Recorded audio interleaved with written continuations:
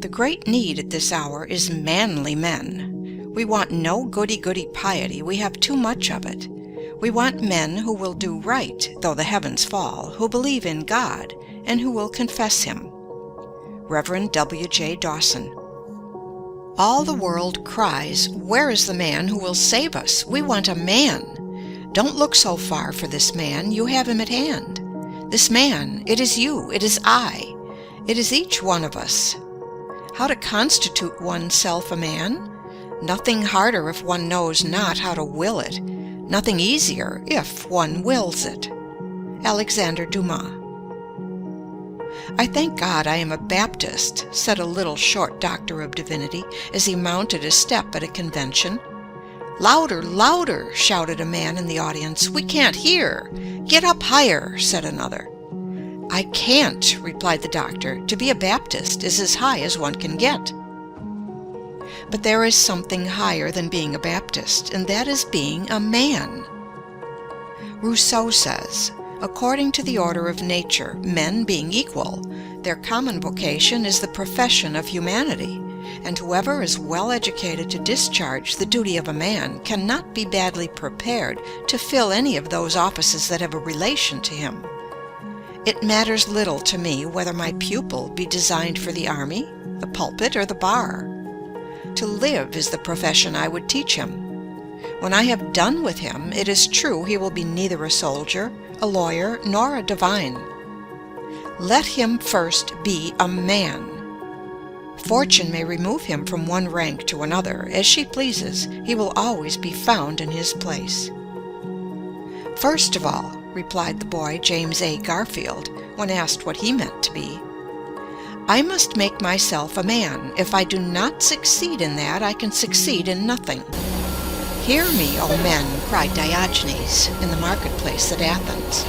And when a crowd collected around him, he said scornfully, "I called for men, not pygmies." One great need of the world today is for men and women who are good animals. To endure the strain of our concentrated civilization, the coming man and woman must have an excess of animal spirits. They must have a robustness of health. Mere absence of disease is not health. It is the overflowing fountain, not the one half full, that gives life and beauty to the valley below. Only he is healthy who exults in mere animal existence, whose very life is a luxury, who feels a bounding pulse throughout his body, who feels life in every limb, as dogs do when scouring over the field, or as boys do when gliding over fields of ice. Dispense with the doctor by being temperate, the lawyer by keeping out of debt, the demagogue by voting for honest men, and poverty by being industrious. "Nephew," said Sir Godfrey Kneller, the artist, to a Guinea slave trader, who entered the room where his uncle was talking with Alexander Pope, "you have the honor of seeing the two greatest men in the world." "I don't know how great men you may be," said the Guinea man, as he looked contemptuously upon their diminutive physical proportions, "but I don't like your looks. I have often bought a much better man than either of you, all muscles and bones, for 10 guineas. A man is never so happy as when he suffices to himself, and can walk without crutches or a guide. Said Jean-Paul Richter, "I have made as much out of myself as could be made of the stuff, and no man should require more." "The body of an athlete and the soul of a sage," wrote Voltaire to Helvetius. "These are what we require to be happy." Although millions are out of employment in the United States, how difficult it is to find a thorough, reliable, self-dependent, industrious man or woman, young or old, for any position, whether as a domestic servant, an office boy, a teacher, a brakeman, a conductor, an engineer, a clerk, a bookkeeper, or whatever we may want. It is almost impossible to find a really competent person in any department, and oftentimes we have to make many trials before we can get a position fairly well filled. It is a superficial age. Very few prepare for their work. Of thousands of young women trying to get a living at typewriting, many are so ignorant, so deficient in the common rudiments even, that they spell badly, use bad grammar, and know scarcely anything of punctuation. In fact, they murder the English language. They can copy, parrot-like, and that is about all. The same superficiality is found in nearly all kinds of business. It is next to impossible to get a first-class mechanic. He has not learned his trade. He has picked it up, and botches everything he touches, spoiling good material and wasting valuable time. In the professions, it is true, we find greater skill and faithfulness, but usually they have been developed at the expense of mental and moral breadth. The merely professional man is narrow. Worse than that, he is in a sense an artificial man, a creature of technicalities and specialties, removed alike from the broad truth of nature and from the healthy influence of human converse. In society, the most accomplished man of mere professional skill is often a nullity. He has sunk his personality in his dexterity. The aim of every man, said Humboldt, should be to secure the highest and most harmonious development of his powers to a complete and consistent whole. Some men impress us as immense possibilities. They seem to have a sweep of intellect that is grand, a penetrative power that is phenomenal. They seem to know everything, to have read everything, to have seen everything. Nothing seems to escape the keenness of their vision. But somehow they are forever disappointing our expectations. They raise great hopes only to dash them. They are men of great promise, but they never pay. There is some indefinable want in their makeup.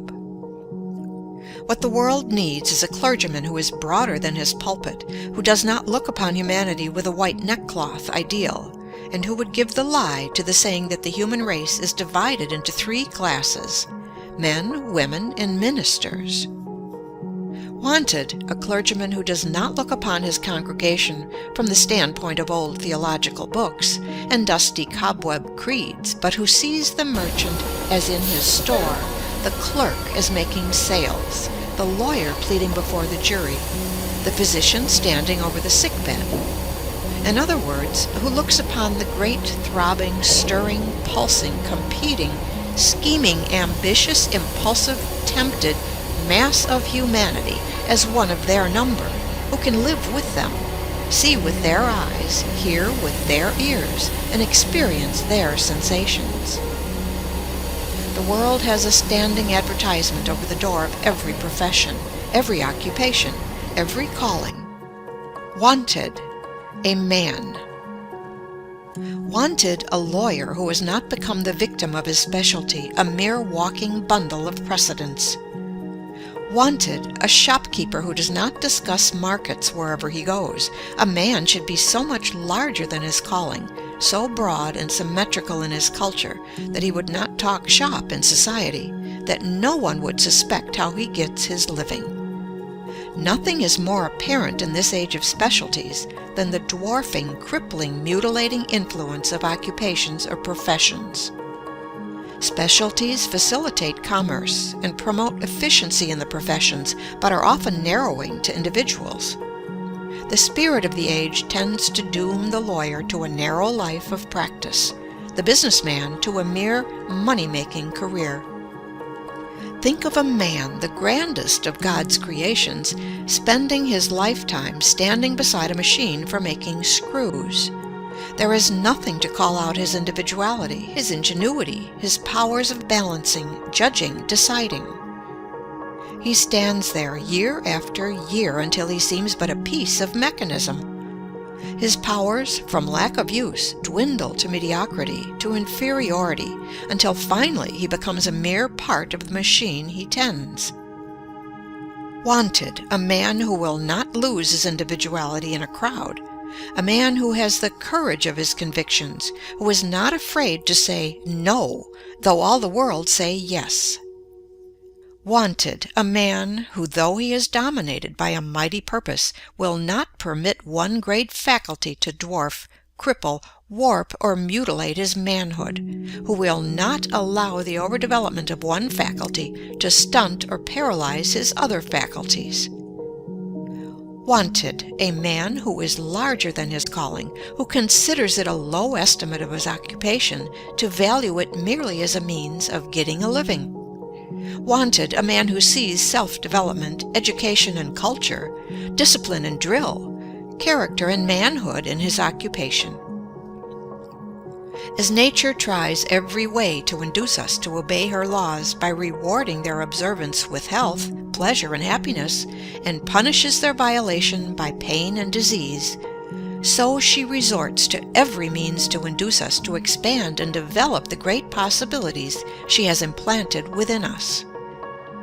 She nerves us to the struggle beneath which all great blessings are buried, and beguiles the tedious marches by holding up before us glittering prizes, which we may almost touch, but never quite possess. She covers up her ends of discipline by trial, of character building through suffering, by throwing a splendor and glamour over the future, lest the hard dry facts of the present dishearten us, and she fail in her great purpose. How else could nature call the youth away from all the charms that hang around young life, but by presenting to his imagination pictures of future bliss and greatness, which will haunt his dreams until he resolves to make them real? As a mother teaches her babe to walk by holding up a toy at a distance, not that the child may reach the toy, but that it may develop its muscles and strength, compared with which the toys are mere baubles. So nature goes before us through life, tempting us with higher and higher toys, but ever with one object in view, the development of the man. In every great painting of the masters there is one idea or figure which stands out boldly beyond everything else. Every other idea or figure on the canvas is subordinate to this idea or figure, and finds its real significance not in itself, but, pointing to the central idea, finds its true expression there. So in the vast universe of God, every object of creation is but a guide-board with an index finger pointing to the central figure of the created universe, man. Nature writes this thought upon every leaf. She thunders it in every creation. It exhales from every flower. It twinkles in every star. Open thy bosom, set thy wishes wide, and let in manhood, let in happiness. Admit the boundless theater of thought from nothing up to God, which makes a man. Young.